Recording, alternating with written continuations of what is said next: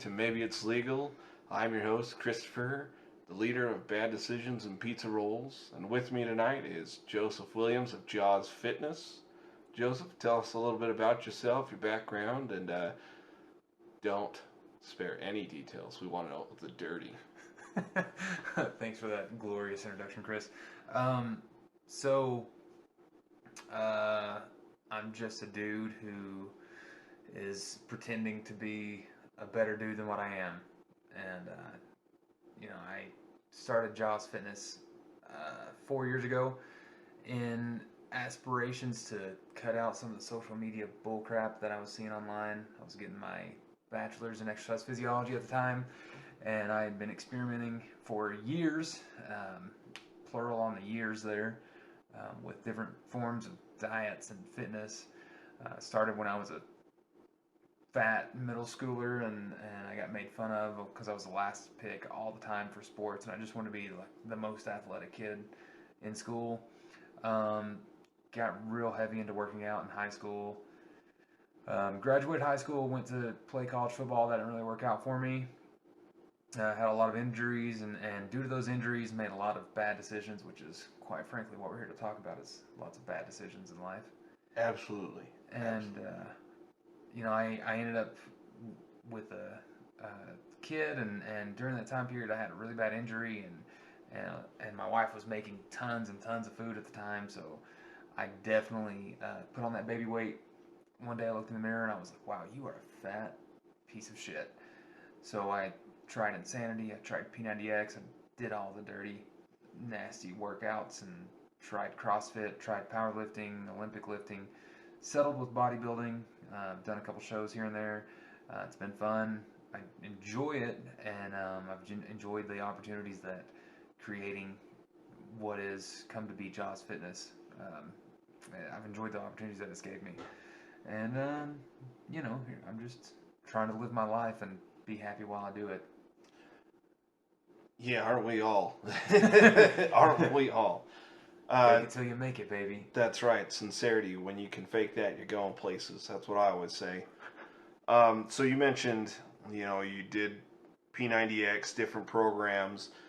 I guess what I'm trying to say, is in between those programs, were you seeing mass weight gain and that made you unhappy? Was it one program after the next, or how did you go about facilitating that?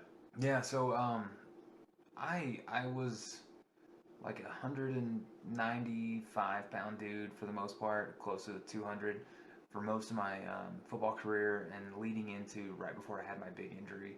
I had a couple shoulder surgeries and then herniated a disc in my back, and the doctors pretty much were like, yeah, you should probably stop working out since you herniated this disc. Because that's bullshit. I stopped working out 8 months ago, and it's gotten worse. And so at that point, I started doing Insanity and P90X just because it was the only things available to me, and I could do it at home to lose weight. And I did them back to back to back, and I went from like 240 back down to like 215 or something. And after that, I was kind of at a loss at what to do. Thankfully, God blessed me to have my tonsils removed, and that took off an extra 10 pounds. And after that, I started CrossFit, and I got down to the 190s-ish, and life was going good. And then I had another shoulder surgery, and when it rains, it pours. I packed on all that weight again. Well, not all of it. I got up to like 215, 220. And then after I recovered from that, that was when I was like, all right, I'm tired of looking like shit. I need to fix this. Was the weight gain just from what you were eating, or just being stagnant, or how did you gain it all back? It was both, man. I didn't watch I didn't really know how to eat back then. I experimented a lot between different fad diets and doing whatever I wanted because I thought that's what would work for me is just being mindful of what I eat, eating relatively healthy, and going from there. Didn't work, especially you add inactivity to that. And so with all of that, and in the meantime getting my degree in exercise physiology, that was when I took some nutrition classes, and they only scratched the surface. And once I was able to deep dive into some books outside of class, and take the base knowledge that I learned in class, I was able to really change my body to the next level and see the results that I wanted to, because I actually knew a little bit about how to balance my food accordingly. All right. All right. So, hopeful news for all you out there who might be looking to get in shape. Uh, you can be taught and you can withhold the weight off. Just takes a little bit of willpower, it sounds like. One thing that cracks me up on Facebook, I deleted my profile and then redid it, trying to reinvent everything. But I've noticed their algorithms, those bastards.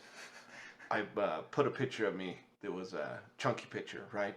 And I'll be damned if it wasn't overnight. All of a sudden, hey, lose 20 pounds. Especially on my YouTube, it's been bad. This one guy that's like, "Paul, fad diets, they're all crap. Give me money and I'll teach you how to lose weight." you know. I bet it was the stupid six-pack guy. Yeah.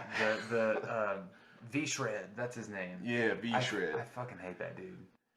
But that's neither here nor there. Keep going. Yeah. Algorithms. You're a fat piece of shit. Keep going. Yeah. So, so all that being set aside, so I've been searching and trying to figure out how to get in shape, how to lose weight. Because on my mom's side of the family, my uncle is built like a brick shit house. There's just no way around it. The dude's biceps are bigger than my freaking hands when I stick them together, thumb tip to fingertip. It's insane. So I know I have the genetic capability to look like an animal. But I have been lost in the sauce trying to figure out how the hell to get there. So kind of give us, I know you started Jaws Fitness, and you've got your degree in exercise physiology. So kind of walk us through how a fat piece of crap like myself can go about losing the weight and building Frank the Tank, so to speak. Message me on Instagram and I'll charge you. Just kidding. But not really. So... In all seriousness, the best way to go about it is just finding out what the hell you want. People have such a base goal of, well, I just want to lose weight. And it's like, well, you got to have more than that, man. It's not going to motivate you long term. There's those short term motivations, and it takes 21 days to make a habit. Unfortunately, most people aren't going to stick with it for 21 straight days and move forward to create that habit. So it's having a goal and working towards that goal.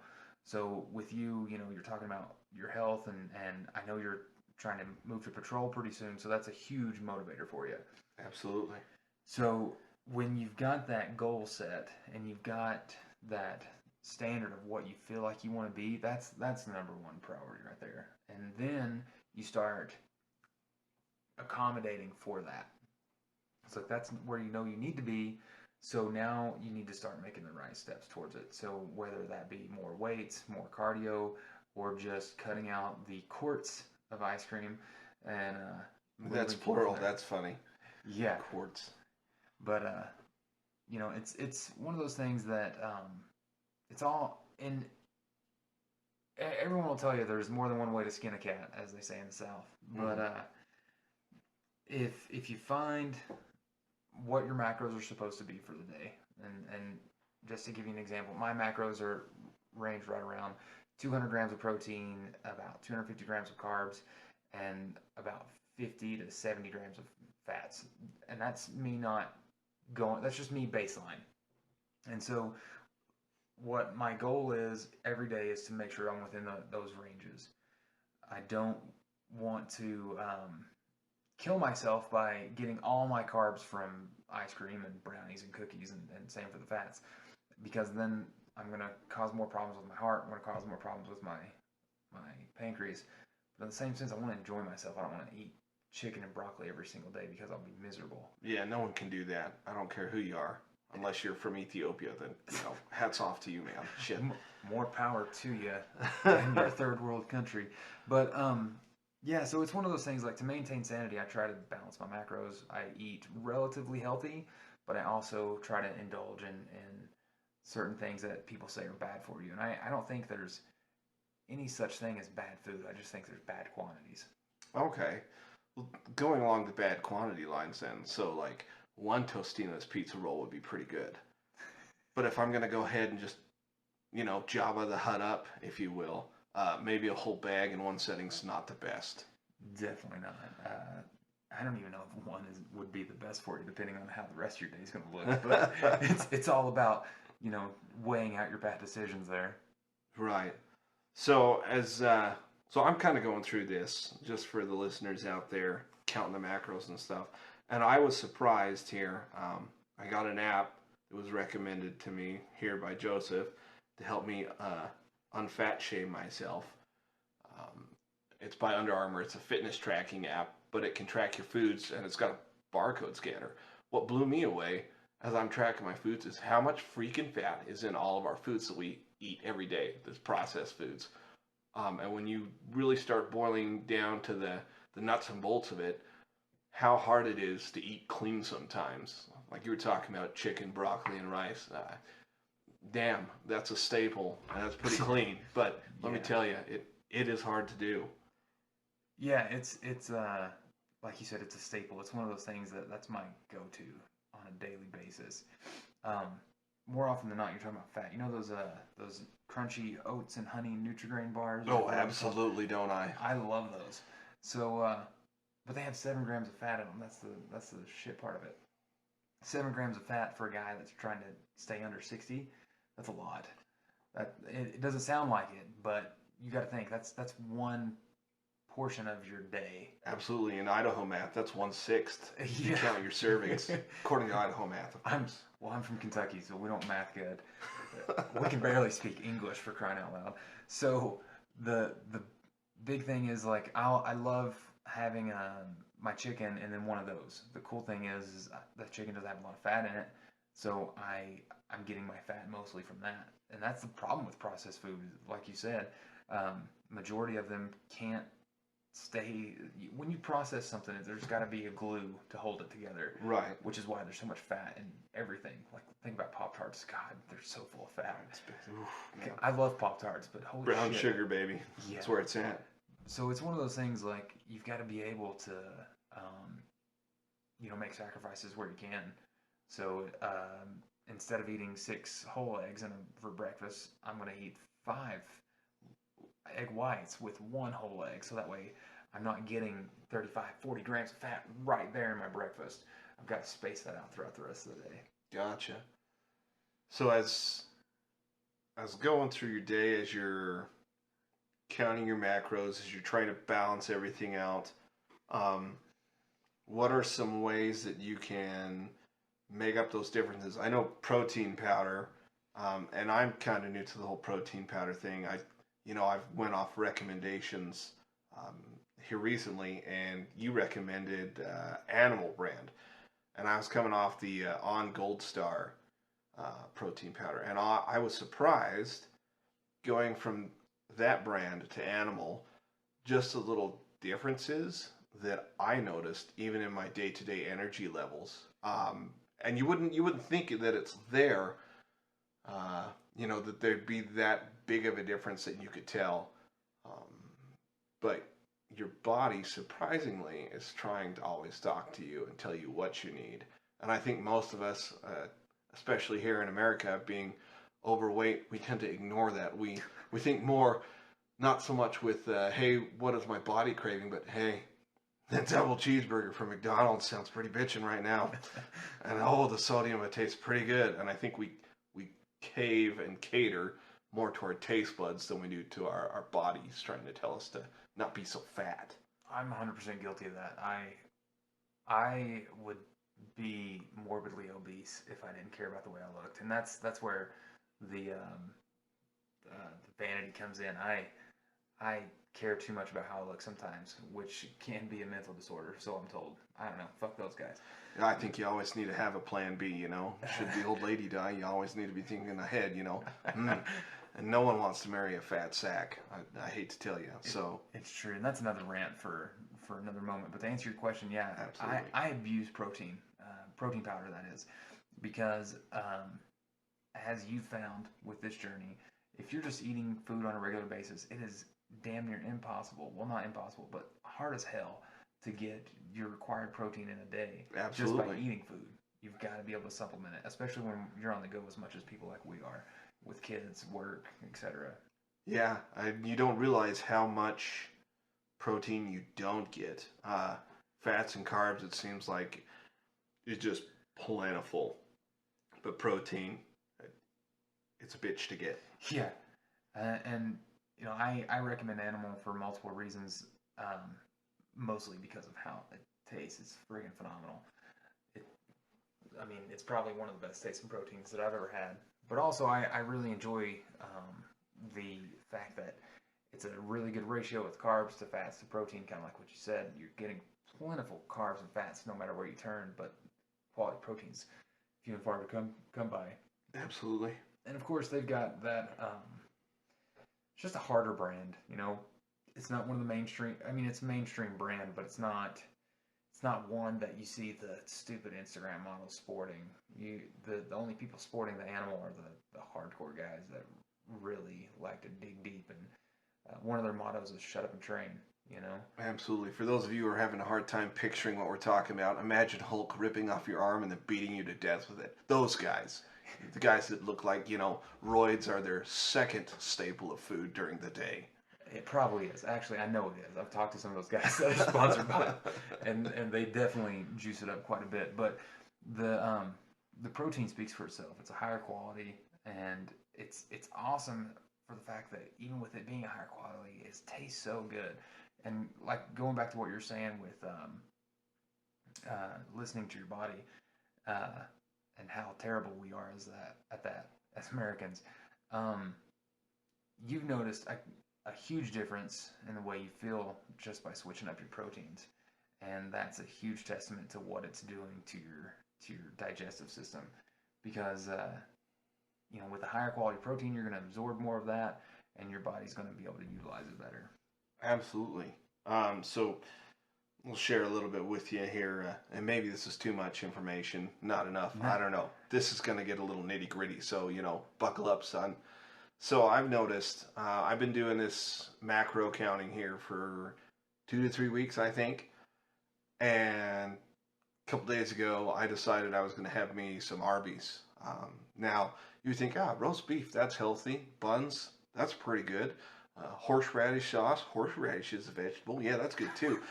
However, even though it tasted amazing, I'm here to tell you, it wrecked my bowels the next day. I'm trying to sleep during the day because I work at nights, and I'll be damned if I wasn't waking up every couple of hours, racing to the toilet to blow out the backside, just watery sadness from my decision of eating Arby's the night before. I've noticed that too, depending on what I eat.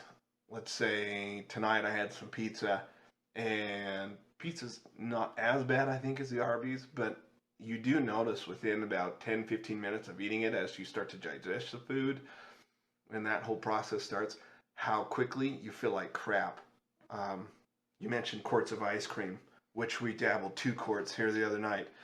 I have no regrets, just FYI. Okay, well, okay, maybe one. I regretted the next 5 minutes when we had to go walk a flight of stairs, and I realized, wow, I feel really sluggish.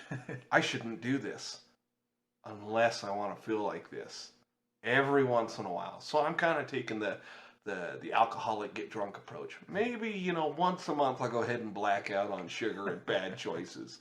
But for the most part, eating clean and really counting my macros has improved my digestional health. I don't feel as tired as I normally do, especially I've got 5 kids. So my day's packed, and if it isn't packed, something's deathly wrong. I'm probably asleep. Or, they're burning down the neighbor's house. It is what it is. Either way, they're out of your hair. And I get that 100%. You're talking about feeling crappy, and it was that realization for you that you're like, all right, maybe I shouldn't do this as often. Yeah. I came to that realization a few years ago when I was testing out the paleo diet. And for those of you that don't know, paleo is at its basis, no added sugar, no dairy, no grains. There's some extras to it, but that's the basics. I'd done that for like 3 or 4 months, and I was religious with it too. I mean, I didn't cheat in the slightest. And then we had a kid, and of course, when you have a kid, life is a little bit of hell for the first couple days, and you're in the hospital, and people are bringing you ridiculous amounts of food. Copious, that's a better word. Copious amounts of food, that is definitely not within a paleo diet. And I indulged very heavily that day. Started with Taco Bell, and dear God, that was when I was introduced to the Taco Bell shits. And um, it progressed with Little Caesars and then lasagna that somebody had made from church or whatever, and I felt god awful for like 3 days. It was the most awful experience of my life because I'd been so strict with my super ridiculously clean eating with paleo for 3 months or 4 months or whatever it was, and then I went to eating the most grittiest of garbage on the planet. You talk about feeling like hell. That was my first taste of, okay, I should probably not do this very often, which is why I only ate McDonald's like twice in the last 10 years. But yeah, it's bad. A lot of carbs in those lasagnas made by the church members. And fats. And fats, yeah. Let's not forget the fats.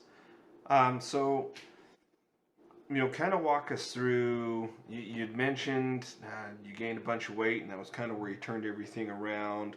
Um, Kind of tell us how you found your success and going through your dieting and exercise, and how you found something that finally worked for you. It mostly came out of trial and error. Like I said, I experimented a lot with paleo, keto, um, the zone or whatever the crap that is. That didn't last very long. Um, and finally, I settled with the if it fits your macros approach, kind of out of last desperation. Like, all right, well, I've tried everything else. Let's give this one a go. And that was when I realized that I was under eating on my protein. The whole reason I started it was after reading this study that I had to do in one of my classes, but that's another story for itself. The study that is. Anyway, so I started experimenting with my protein, just protein. Didn't really focus on anything else. I'm like, holy hell! I mean, I'm not eating enough protein, and so then I made sure that I was eating enough protein. Didn't pay attention to the carbs and the fats, but I noticed with the increase in protein, I was feeling and looking leaner, even though my carbs and fats were still out the window. The other thing that I noticed is that I looked the part of someone who lifted weights. I didn't look like your average Joe, and needed to get a pump, and then I look good. It was like I was looking the part on a regular basis. So at that point, I read more into actually Lane Norton. He has his PhD in nutrition. He was posting about the flexible dieting, if it fits your macros approach. He was with Steve Cook, and I don't know if you know who Steve Cook is, but he was like the Optimum Nutrition poster boy for a while. Okay. He's from Boise, actually. Yeah, I try not to associate with too many Idahoans, Well, big names here in this state. Fair enough. So they were talking about how to do it and why to do it, and it was mostly to keep sanity. And so I took what I had already been doing with my protein and applied that to carbs and fats, and I realized how much I was over consuming on my carbs and fats, especially my fats. Like you said, fats are fucking everything. And so with that, I was able to actually start seeing more results than just the average person. There's actually a book called Better Than Steroids, and it's talking about how to properly eat towards your fitness goals. Okay. And it was almost like I was taking steroids. Like it was insane the amount of performance my body was going through. At the time, I was still doing like a CrossFit style workouts, and I was just my performance was going through the roof. And then shortly thereafter, that's when I got into bodybuilding. I met a lot of people down in Houston, and I'm like, yeah, I want to do this bodybuilding thing, and that made me focus more so on cutting out my fats, making sure I had appropriate carbs, and that was when I started seeing my body turn into something that I'd never seen it turn into before. I'm like, well, maybe I could do a show, and so got another book from Lane Norton, and so I was taking all this base knowledge that I was learning from organic and biochemistry and the bionutrition classes and all that stuff in school, taking that base knowledge, and then I bought this book called The Contest Prep Diet from Lane Norton, and I dove so deep into that book that I was able to take the knowledge that I learned and take the knowledge that I got from that book, and I coached myself into a third place into a bodybuilding competition 6 months later. And it was fantastic. That's impressive. For those of you who want to see the transformation photos, I think if you go to Jaws Fitness, do a search on that on Facebook, you can actually see his transformation from him, as he calls himself a fatty, into this lean mass of I might be gay. You know what I'm saying? It's pretty impressive. Pretty impressive. It's worth checking it out. I'm grateful for that. I'll tell you what. I'll throw up a picture on Instagram like right now, and I'll do well, maybe not right now, but you get me. By the time this podcast is live, if you go to Instagram and hashtag maybe it's legal, you'll find it. Promise you. Yep, I support that sort of behavior. So going back, talking about, you're talking about your transformation. So just a real brief, backstory into the story, real quick. I was eating about 3,500 calories, mostly fats, and I was strength conditioning. And I was seeing bigger arms, bigger legs, bigger belly. It is what it is. It comes with the territory. Absolutely. And this coronavirus hits, and I stopped going to the gym because it closed down. However, I did not stop eating. And yeah, I got 3 stretch marks on my stomach area, just to the left of my navel. And that was when I was like, I don't want to look like my family. Dad's side, of course, because they suffer from heart problems. They've had diabetes, not to mention the joint pain that they've had. Bill Burr talked about the joint pain, actually. Said this old guy was sitting in his quad chair and the wife was nagging at him. And he went to go get out of the chair, and then his face turned into that, that horrible old man face where it looks like they're hiding the gold, or they have a secret they really need to tell you, but they just can't quite get it out. Yeah, I didn't want to look like that. I didn't want to be overweight. I didn't want to have the health problems. And that's kind of when I made my decision to go ahead and unscrew myself. Because there's nothing worse than just being overweight. It's hard to find clothes unless you shop at Walmart. And even then, Walmart's got such a ridiculous look, like short belly shirts that are built to look, semi-truck wides. That's just not attractive. And I know that goes for the girls and for the guys. I know as a man, when I'm out there doing my shopping, I'm keeping my eyes open, for tender mercies from the Lord. But let me tell you, when I was getting ready to deploy, and we were down in Texas, my sergeant had a hefty woman. I'm not sure if he's still with her or not. She was wearing a neon green spaghetti top. And I could see what I thought was her navel. Looking back, it might have just been a fat roll in a weird place. I'm not entirely sure. But I'm pretty damn sure if I were to toss a rock at this lady, that sucker would have started its own orbit around her. I mean, it was just disgusting. Not saying that, you need to be narcissistic and take this to the extreme, but I do think that you really need to take pride in your look. Paint the barn, if you will. No one wants to go into an old decrepit haunted house with a boob job with a brand new chandelier, if you catch my drift. You want to try and keep your body in as pristine condition as possible so that when you get older, you can enjoy those awesome things. Facebook's filled with 54-year-olds, at least on my deal, because I've started diving into this fitness world, these 54-year-olds that are just shredded. They're doing these awesome workouts. I just watched a guy the other day, 54 years old, squatted 325 pounds. I'm nowhere close to that number, and I don't have the ass to support that weight anyways. No, I'm with you, man. It appalls me to see certain people, and now that, since we don't have to be politically correct on your podcast, I feel I can cut loose a little bit. Yeah, I'd be offended if you were. I see people all the time, and I'm like, how the hell do you let yourself look like that? Like how do you get up every day, look in the mirror, and be okay with that? I don't get it. There's a girl or a woman, whatever she was. I don't know. She was driving a PT Cruiser the other day, and I don't know how she could steer the steering wheel.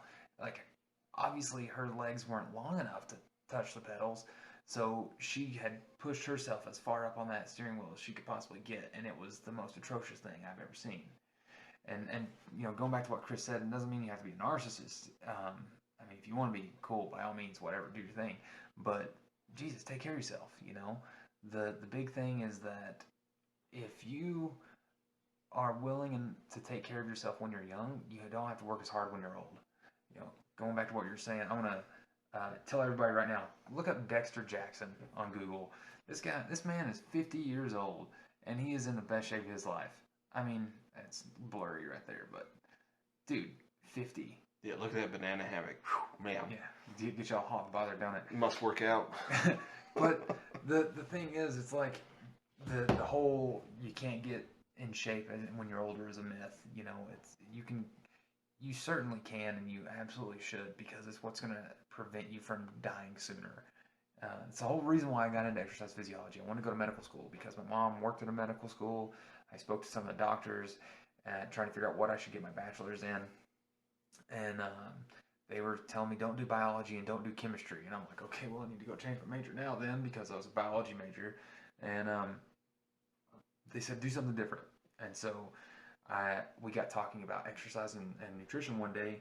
Like, yeah, we don't teach that in school here. And I'm like, well, why? It's like, well, I mean, why would we? Like, well, you can prevent a lot of diseases if you do. I mean, that's why.